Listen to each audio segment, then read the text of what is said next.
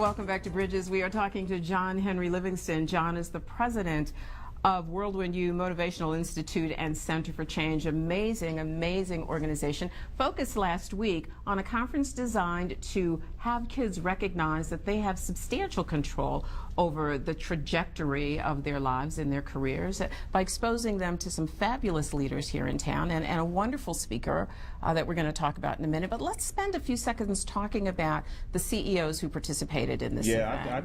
We mentioned Bob LeClair earlier, but let's talk about him a little bit more and the others that were there. Yeah, Bob LeClair, president of Fifth Third, has just been an amazing, mentor for me, even in terms of executive leadership and that kind of thing. But Bob has been with the Life Plan Leaders and Achievers Conference ever since the beginning. So he planted that seed offering, if you will, to help it. And not only did he, financially support it, every year he has put on his calendar to be there to engage those youth. And that's that every year. Really critical. That's every year. Really critical that these kids see people like Bob LeClair, who has an amazing community track record for community involvement. By the way, he does. That they see people like Bob being accessible. Joe Zerby was there. Bob LeClair, all 3 years. Joe Zerby, this is his second year. For those of you who don't know who Joe Zerby is, Joe Zerby is the president and GM of the Blade. That's right. Okay, we have Mayor Mike Bell, who was going to also be on was also part of the round table. We had Pete Gerken, the president of Lucas County Commissioners. He was part of the gatekeeper. We had Lori Johnson, who's the chief operating officer of St. Luke's ProMedica. She was one of the gatekeepers. We had Derek Gant, who's the president of, again, Financial Services. He was one of the gatekeepers. We had Miss Doni Miller of Bridges. She was one of the leadership gatekeepers. And so, and Larry Burns also served as one of those gatekeepers. So we had a diverse group of leadership that represented community and government, who represented the world of healthcare, which is a fast-growing with yourself and Lori Johnston. And then we also had the educational, because Larry Burns also served as one of the members of that. And then it makes it real, doesn't it? It makes it real. It makes it so real. It makes kids understand that they can really be whatever it is they want to be. And honestly, you can. Honestly, you can. It's not an easy journey by any means, but it certainly is a doable journey. It really is. And I think, we all got battles that we fight every day. None of us arrive at any particular destination without a struggle and or embracing change, some scars. So go to the hospital and get healed. But it is what it is. But Janet Eckerman, our keynote speaker, taking imagination seriously, from TED.com. This lady, in my opinion, was just incredible. Let me tell you an interesting story. When I finally got her to agree to come to Toledo, and we were exchanging back and forth with her people, one day at 3:20 in the afternoon, I called to make the final arrangements. And so on the other end, the phone picked up and the voice said, Janet Eckerman. And I said, is this Miss Eckerman? She said, yes, it is. She said, who is this? I said, this is John Henry Livingston. You know how I be doing. And she said, do I know you? And so we kind of exchanged a little bit. And she said, do you know why I picked up the phone? I said, no, why? She said, my husband and son just returned from Chicago visiting our best friend and staying with him. Do you know what his name was? I said, no, John Livingston. Really? She said, I thought that was you. We spent 20 to 30 minutes on the phone talking about her video, talking about life, talking about the young people and doing leadership. And what she was got her excited. Strongest point? What do you think her strongest point was? The strongest point she made in her presentation? I think what's interesting, Donnie, is here's a woman who graduated from Harvard with honors, decided she wanted to be an artist, applied at 7 art schools, and was rejected by all 7. Taught herself, got a Fulbright grant, went to India, waited for her paintings to show up, and they did not show up. Adversity, okay? So what was she going to do? Here's what she said.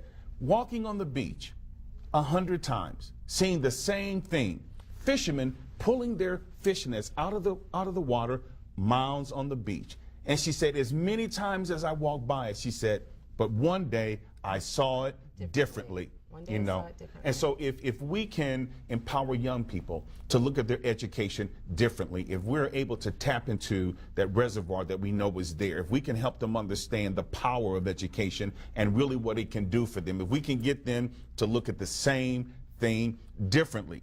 You know, don't CEOs hope that their people come to work every day, and though it looks like they're doing the same thing, how can you tap into your potential and see the same thing differently? And as a result of her doing it, she's speaking to the world. And you know, your earlier point I thought was an excellent point, and that was one about self-esteem. And you know, if we can help our kids understand that they should define themselves by themselves, not by you, not by me, not by the person who's sitting in the desk at the desk next to them, but by what makes them a person.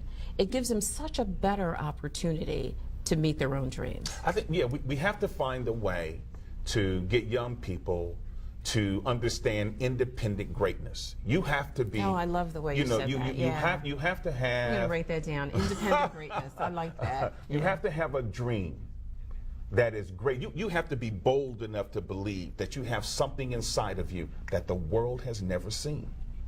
You know, and you got to pursue it. When we do our event every year, you know, and people ask me, John, what are you going to do? You can't describe something that is what we call a unique learning experience. Our young people, Doni, were exposed to what root learning is doing internationally. They brought learning exercises for both young people and executives. That's right, that's right. And we should, and that's really important because this was a learning experience for administrators. Absolutely. TPS administrators. Absolutely, absolutely, absolutely. It wasn't, you know, our events are never just, thank you for this, it's not just a social agenda. It's business, it's about leadership, it's about achievement, it's about us understanding, and I really want to give kudos to Root because Root Learning does international global training on strategic alignment and leadership. Okay, they're bringing that to our event and exposing both our young people and our executives to global leadership. What is it going to take to be a global leader? We're being exposed to that, and that's right here in our city. And so that was an amazing situation. And the fact that we had 5 schools from TPS, but we also had Washington Junior High School in Whitmer who came. We also had Bedford High School came down. We also had Central Catholic who has been there 3 years with Bill Axe. And we had St. Francis, you know, who's come all 3 years. So this, how do you think this changes the way they approach their kids? What do you mean, the administrators? Yeah, how do you think that this changes? I think, obviously, I think that, you know, Central and those that have been there all year are really starting to catch on to what Life Plan is about, because when you do something for the first time, it's really kind of hard to get people to tap into it. But I believe the advantage that they have is, one, Life Plan is a systematic approach to change. It allows young people to connect with dreams and their world, but it's done in their world. So that way they can learn how to look at mentors as being part of the board of directors, kind of change their psyche, if you will, a little bit. So I think that's how they benefit. But the other thing is that if you're talking about global leadership, then you got to look at, you know, it's not about diversity, it's about global leadership, because if you can't work with people who come from different learning cultures right here in the city of Toledo, then how are you going to be a global leader when you're dealing with people who are from around the world who come from different cultures? And so global leadership is not about your intellect. It's about your passion and ability to work with others that do not look like you, did not come from where you came from, or whatever. So if you're going to go to China, can you handle the change? If you're going to work in, can you handle the change? If you're going to work in Europe, can you handle somebody who didn't learn the way you did and believe that you can come together and change the world? So one of the key components of this activity for administrators was also exposing them to diversity, for lack of a better term, but the way that they should respond to people who are a little bit different than they are. Absolutely. I mean, you know, if it is what it is, and you know, the world is moving faster than it ever has, and so sometimes if we don't look at the same thing differently, if we look at one another as we used to, and not recognize the leadership potential we all were born with, you know, and recognize it and tap into that potential, then shame on us. But as a city, we lose. Absolutely.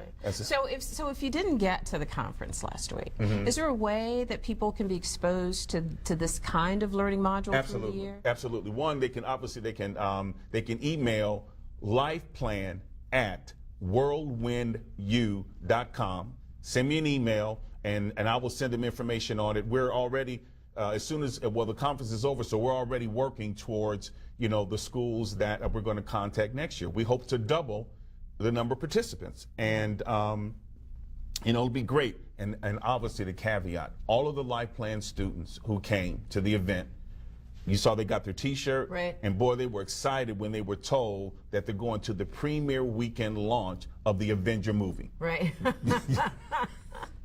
Yeah. And I'm going to. Yeah, you're going. So that's kind of an exciting thing. So yeah, So there is a way to have people engaged during the year. Absolutely. If they miss that. Well, it really is. This summer we're going to have a couple of sessions to introduce people. And what's interesting, Donnie, next year people like Bill Axe from Central, and I'm not sure what other schools. We're going to kind of work with the school administrators. Trevor Jeffries from Scott.